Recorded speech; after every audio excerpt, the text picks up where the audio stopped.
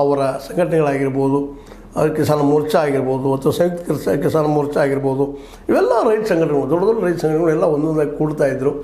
ಹೀಗಾಗಿ ಈ ಮೂಮೆಂಟ್ ರಾಷ್ಟ್ರ ಮಟ್ಟದಲ್ಲಿ ಬೆಳೆಯುವಂಥ ಸಾಧ್ಯತೆಗಳು ಇದ್ದಂಥ ಸಂದರ್ಭದಲ್ಲಿ ನಮ್ಮ ಹೈಕಮಾಂಡ್ ಆಗಿರ್ಬೋದು, ಜೊತೆಗೆ ಸಿದ್ದರಾಮಯ್ಯನವರಾಗಿರ್ಬೋದು ಒಳ್ಳೆ ಡಿಸಿಷನ್ ತೆಗೆದುಕೊಂಡಿದ್ದಾರೆ.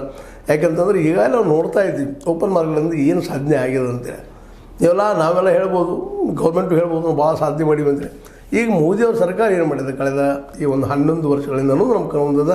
ಅದ್ರ ಹಿಂದೆ ಮನಮೋಹನ್ ಸಿಂಗ್ ಗೌರ್ಮೆಂಟ್ ಆದರೂ ಸಹಿತ ಏನೇನು ಸಾಧನೆ ಮಾಡಿದಪ್ಪ, ಇಲ್ಲ ನಿರುದ್ಯೋಗ ಹೋಗಲಾಡಿಸ್ತಾ, ಎಲ್ಲರಿಗೂ ಉದ್ಯೋಗ ಕೊಡಿಸ್ತಾ, ಇದು ಬಡತನವನ್ನು ಅಪ್ರೂಟ್ ಮಾಡಿತಾ, ತೆಗೆದು ಹಾಕ್ತಾ, ಎಲ್ಲರಿಗೂ ಶಿಕ್ಷಣ ಕೊಡಿಸ್ತಾ, ಎಲ್ಲರಿಗೂ ಔಷಧಿ ಕೊಡಿಸ್ತಾ, ಏನು ಕೊಡಿಸ್ತಿದ್ವು ಓಪನ್ ಮಾರ್ಕೆಟ ಚೇಂಜ್ ಮಾಡ್ತದ್ರಿ, ಚೇಂಜ್ ಮಾಡ್ತದ, ಸಮಾನತೆ ಇರುತ್ತೆ, ಹಾಗೆ ಹೀಗೆ ಮಾಡಿದ್ವು. ಆದರೆ ಒಂದು ಕಡೆ ಶ್ರೀಮಂತಿಗೆ ಹೆಚ್ಚಾಗ್ತಾ ಹೋಯಿತು, ಇನ್ನೊಂದು ಕಡೆ ಬಡತನ ಹೆಚ್ಚಾಗ್ತಾ ಹೋಯಿತು ಅನ್ನೋದನ್ನು ಎಲ್ಲರೂ ಒಪ್ಕೊಳ್ಳುವಂಥ ವಿಷಯ. ಯಾಕಂದ್ರೆ ಈ ದೇಶದ ಮ್ಯಾಕ್ಸಿಮಮ್ ₹1 62 ಪೈಸೆಗಳೆಲ್ಲ ಈ ಒಂದು ಕೇವಲ 10% ಜನರಲ್ಲಿ ಹೋಗಿದ್ದನ್ನು ನಾವು ನೋಡ್ತಾ ಇದ್ದೀವಿ ಇವತ್ತು.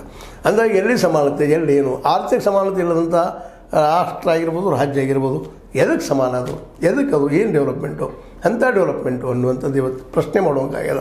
ಇಂಥ ಸಂದರ್ಭದಲ್ಲಿ ರೈತರು ದೇವನಹಳ್ಳಿ ವಿಷಯದಲ್ಲಿ ತಮ್ಮ ಫಲವತ್ತಾದ ಭೂಮಿ ಹೋಗ್ತದೆ ಅಂತೇಳಿ ಒಕ್ಕಟ್ಟಿನಿಂದ ಹೋರಾಟ ಮಾಡ್ತಾಯಿದ್ರು. ಕಳೆದ 1197 ದಿನದಿಂದ ಶುರುವಾದ ಇದು ನಿರಂತರವಾಗಿ 2023 ಶುರುವಾದ ಇದು. BJP ಸರ್ಕಾರ ಇದ್ದಾಗಿನಿಂದಲೂ ಇದನ್ನು ಹೋಗಿಸ್ಬೇಕು ಅಂತೇಳಿ ಅದು ಆಗಿರಲಿಲ್ಲ.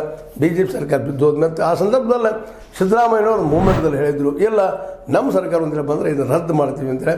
ಯಾಕೋ ಏನೋ ಬಂದ ತಕ್ಷಣ ರದ್ದು ಮಾಡೋದು ಬದಲಾಗಿ ಇವರು ಆ ಭೂ ಸ್ವಾಧೀನವನ್ನು ಬಿಟ್ಟಿರಲಿಲ್ಲ, ಮುಂದುವರಿಸ್ಕೊಂಡು ಬಂದಿದ್ದರು. ಆದರೆ ಇವತ್ತು ರೈತರು ತಮ್ಮ ಒಕ್ಕಟ್ಟಿನ ಹೋರಾಟದಿಂದ ಇವತ್ತು ದೇವನಹಳ್ಳಿ ವಿಷಯದಲ್ಲೇ ಕೆಲವನ್ನು ಸಾಧಿಸಿದ್ದಾರೆ ಅನ್ನೋಕ್ಕಿಂತ ತಮ್ಮ ಹಕ್ಕನ್ನು ತಾವು ಪಡೆದಿದ್ದಾರೆ ಅನ್ನುವಂಥ ಮಾತು. ಇದನ್ನು ಭಾಳ ನಾವು ಗಮನಿಸಬೇಕಾಗಿದೆ.